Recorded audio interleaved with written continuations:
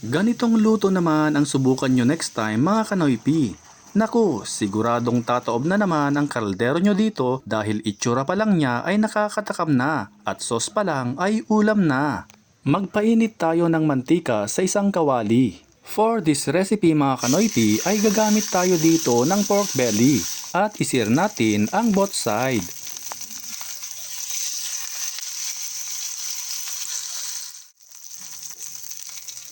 Pagkatapos nating maisir, lagyan natin ito ng bawang, sibuyas, toyo,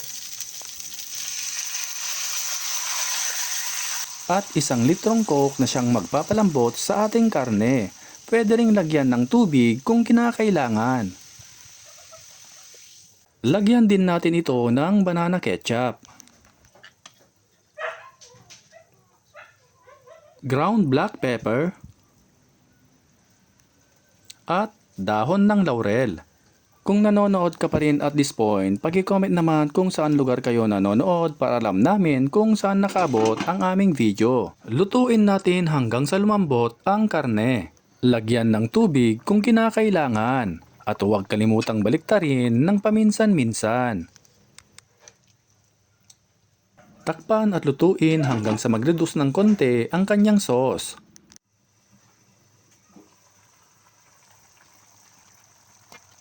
Pagkatapos ay ilagay na ang pineapple slices o pwede rin naman ang pineapple chunks.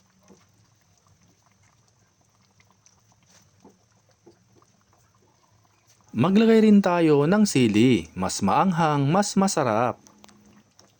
Continue to cook lang natin hanggang sa tuluyan ng mag-reduce ang kanyang sauce.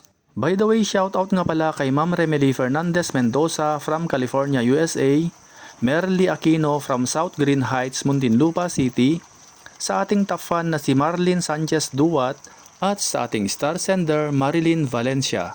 Maraming salamat po sa inyong suporta. At this point ay malambot na at luto na ang ating cooked pork belly. Bawal muna ang diet kapag ganito kasarap ang ulam mo. Siguradong mapapakanin ka na naman sa sobrang sarap dahil sauce pa lang ay ulam na. Pwede rin itong panghanda sa anumang okasyon. Itsura pa lang mga kanoypi, nakakatakam na. Kung natakam ka sa video na ito, i-share at itag mo na ito sa mga friends and families mo.